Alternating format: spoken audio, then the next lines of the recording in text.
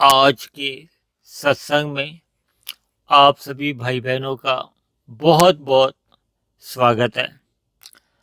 आज के सत्संग में चर्चा का विषय सागर का जल को लेकर करने जा रहे हैं। देखिए, हमने पहले भी आपको कई बार बताया था कि कभी कभी कुछ विषय हमारे प्रत्यक्ष रूप से सत्संग के होते हैं और कभी कभी हमारे कुछ विषय अप्रत्यक्ष रूप से सत्संग के ही होते हैं। कि सत्संग का तो अर्थ ही यही है कि सत्य से जुड़ना हमने, और परमात्मा तो सत्य है ही है। ये माया भी नित्य है और आप और हम जीवात्मा भी नित्य हैं, यानी कि सत्य है। शास्त्रों में ये भौतिक प्रकृति 24 तत्वों की बताई गई है। मुख्य रूप से जिनको अभी हमने कहा ना, ये माया भी सत्य है, यानी प्रकृति ये सत्य है, वो इसके सतो रजो तमो गुण जो एक तत्व रूप में गिने जाते हैं वो नित्य हैं। इनका जब 23 तत्वों में सृष्टि के आरंभ होता है तो फिर ये 23 तत्वों में जो विस्तार होता है वो अनित्य होता है, वो प्रकट होता है और एक निश्चित समय के बाद, भले ही वो लाखों सालों का होता है, फिर वो अप्रकट हो जाता है। अर्थात कि ये जो 23 तत्व सतो रजो तमो गुणों से निकलते हैं, ये पुनः वापस प्रलय के समय ये वापस सतो रजो तमो गुण में ही वापस लौट आते हैं। देखिए, एक साधारण मनुष्य तो जो प्रकृति का मतलब केवल ये पृथ्वी जल अग्नि वायु आकाश से ही लेता है। और आज जो हम चर्चा का जो मुख्य विषय जो हम लेके जा रहे हैं वो है, क्योंकि सागर का जल, यानी कि जल के ऊपर ही हम मुख्य रूप से एक मन में आया एक इस पर चर्चा कर सके, ताकि आपको परमात्मा की, प्रकृति की एक विशालता का ज्ञान हो, ताकि आपको परमात्मा से प्रीति हो। दूसरी बात, ये जो पृथ्वी जल अग्नि वायु आकाश जो तत्व हैं, इनको शास्त्रों में तामसी कहा गया है। देखिए, आकाश से वायु की उत्पत्ति होती है, वायु से अग्नि की उत्पत्ति होती है, अग्नि से जल की उत्पत्ति होती है और जल से ये पृथ्वी तत्व की उत्पत्ति होती है। यानी कि ये देखिए, पृथ्वी एक स्थूल तत्व है, उससे कम स्थूल है जल, जल से भी कम स्थूल है अग्नि, अग्नि से भी कम स्थूल है वायु और वायु से भी कम स्थूल है आकाश। तो ऐसे जैसे जैसे हम परमात्मा की ओर जाते हैं ना, ये स्थूलता से हम सूक्ष्म और फिर अति सूक्ष्म तत्व की ओर। देखिए, परमात्मा तो सर्वव्यापी है, तो अति सूक्ष्म होने से ही वो संभव है ना। यानी दूसरे शब्दों में आप ये समझ सकते हैं कि स्थूल रूप से कोई भी, चाहे वो भगवान है, चाहे वो मनुष्य है, या कोई भी सर्वव्यापी तो नहीं हो सकता। देखिए, जब कोई स्थूल तत्व एक जगह को घेरता है, मैं यहाँ बैठा हूँ, आप वहां बैठे हैं, तो सब एक स्थान को घेर लेते हैं ना, तो उतने स्थान पर कोई दूसरी चीज तो नहीं आ सकती। अब हम पुनः वापस आते हैं सागर, यानी कि जल तत्व पे। देखिए, ये जो प्रकृति का ये जो पृथ्वी है तत्व है, इस पर लगभग 75% कहो या 3/4 लगभग जल ही है, यानी कि सागर ही है। आप कभी कभी अगर आप नक्शे में देखो तो देखिए, तकरीबन 200 से काफी अधिक, कुछ अधिक देश बताए जाते हैं। ये सभी देश उस 25% स्थूल भाग पर ही है।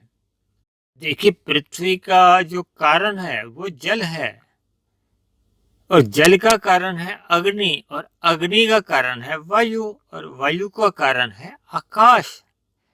देखिए, आकाश में एक ही गुण है, शब्द गुण है, आवाज का गुण है, और वायु में स्पर्श का गुण है। देखिए, जब वायु आकाश से निकली है, अर्थात वायु आकाश का कार्य है, तो आकाश में तो एक ही गुण है, जबकि वायु में 2 गुण है। वायु में देखिए स्पर्श का भी गुण है और शब्द का भी गुण है, और इसी तरह अग्नि में 3 गुण है, रूप का भी गुण है, स्पर्श का भी गुण है और शब्द का भी गुण है। इसी तरह जल में रस का भी गुण है, रूप का भी गुण है, स्पर्श का भी गुण है और शब्द का भी गुण है।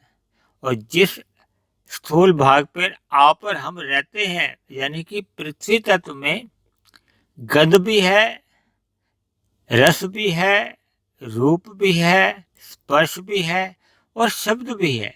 यानी कि पृथ्वी पर जिस पर आप और हम रहते हैं उसके सभी पदार्थों में ये पांचों गुण पाए जाते हैं। हम सभी मनुष्यों के ये 5 विषय भी यही हैं: गंध, रस, रूप, स्पर्श और शब्द। इसी तरह जिस स्थूल भाग में ये सभी देश बसे हुए हैं या हम रहते हैं, वहां देखो उस स्थूल भाग पे नदियों का प्रवाह भी चलता है। अब देखिए, सागर का जल तो खारा माना गया है, माना क्या गया कि सागर का पानी खारा ही होता है, नमकीन होता है दूसरे शब्दों में। और जबकि नदियों का पानी मीठा होता है, यानी कि जो जल का जो मूल गुण है वो नदियों के पानी में होता है, जबकि समुद्र के पानी में वो रस उसमें नहीं होता, क्योंकि खारा होता है, नमकीन होता है। अब हम आते हैं अग्नि तत्व पे।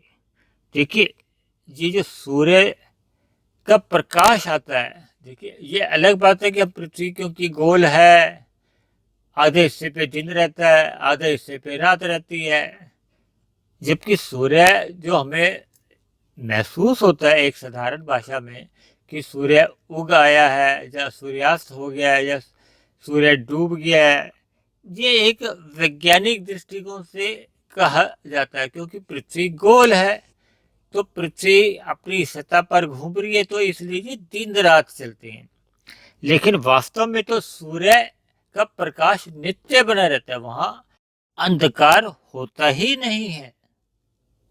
अब हम वायु तत्व पर आने से पूर्व आपको बता दें कि देखिए 3 ही चीजें वैज्ञानिक दृष्टिकोण से या आपके हमारे सरल भाषा में जो गिनी जाती है ना, देखिए एक तो तरल पदार्थ है, एक है ठोस पदार्थ और एक है गैस। देखिए इन 3 के अलावा इस वैज्ञानिक दृष्टिकोण से कोई और तत्व नहीं है।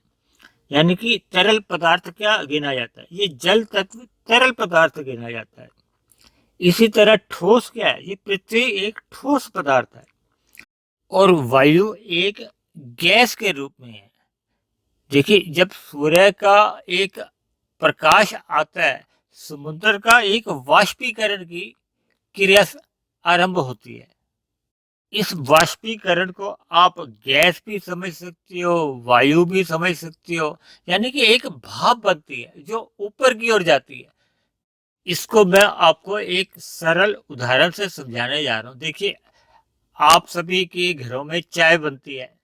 हम जब गैस के ऊपर, देखिए अग्नि के ऊपर जब हम जल को रखते हैं, अगर हम उसमें थोड़ी देर बाद उबलता पानी, तो उसमें हम चाय पत्ती दूध वगैरह डालते हैं ना चाय बनाने के लिए। अगर हम कुछ भी नहीं अगर उसमें डालते हैं, पानी को ऐसे ही भाप में उड़ने देते हैं, तो थोड़ी देर बाद हम देखते हैं कि हमारे पतीले में यानी बर्तन में जल सूख जाता है। तो वो जल कहाँ चले गया? वो वाष्पीकरण की यही एक क्रिया है। ये सूर्य का प्रकाश जब आता है वो अग्नि तत्व है जल के ऊपर समुद्र में, तो फिर वो जो वाष्पीकरण होता है ना, तो जो उसका खारापन में जो नमक होता है वो नीचे ही बना रहता है। इस वाष्पीकरण की क्रिया कहो या भाप बनना कहो, फिर ये बादल बन जाते हैं। फिर बादल से ये पुनः वर्षा के रूप में, बारिश के रूप में समुद्र में भी जल पड़ता है और हमारे जो स्थूल भाग हैं जिन पर आप और हम रहते हैं या अलग अलग देश रहते हैं, फिर ये एक वर्षा के रूप में शुद्ध जल आता है। देखिए, वर्षा का जितना भी शुद्ध जल होता है वो पृथ्वी पर आने से पहले पूर्ण रूप से ही शुद्ध होता है। फिर ये नदी नालों पे भी देखिए, ये जो हमारी नदियां चलती हैं, ये इनमें वर्षा का पानी भी जाता है, दूसरे पानी भी जाते हैं। अर्थात हमारा एक समझाने का मतलब ये है कि देखिए, परमात्मा की एक व्यवस्था, एक कितनी अद्भुत बनी हुई है और अनादिकाल से ऐसे ही चलती है। आज की चर्चा से आप सभी भाई बहन भी हैरान होंगे कि देखिए सत्संग की कक्षा में ये विज्ञान की कक्षा कैसे आज आरंभ कर दी। लेकिन देखिए परमात्मा की या प्रकृति की जितनी हमें जानकारी समझ में आती जाती है ना, तो फिर हमारे परमात्मा के प्रति अंधविश्वास जो हमारे मन में कभी कभी बन जाते हैं, जब भ्रम बन जाते हैं, तो जब हमें परमात्मा का कहो प्रकृति का ज्ञान विज्ञान जैसे जैसे समझ में आ जाता है, तो फिर परमात्मा के प्रति हमारी एक विशेष भक्ति आरंभ होती है।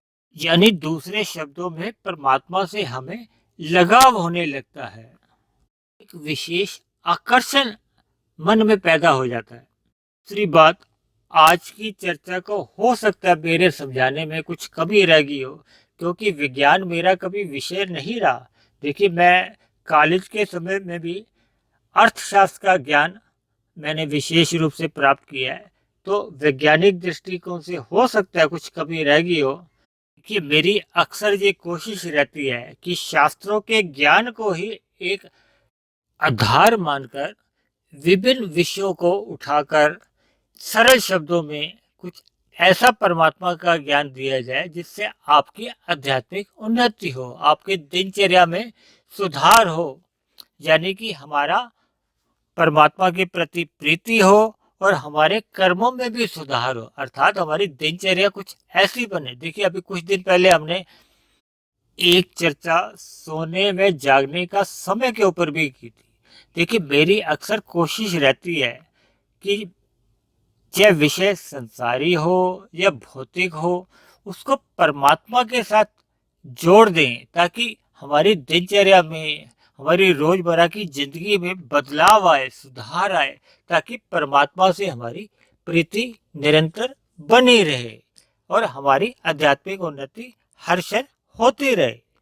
तो आज की चर्चा को हम यही समाप्त करते हैं। फिर भी किसी भाई बहन का कोई प्रश्न हो, कोई बात समझ में नहीं आई हो, तो आप दिए गए टेलीफोन नंबर्स पर बात कर सकते हैं। आप सभी भाई बहनों का बहुत बहुत धन्यवाद।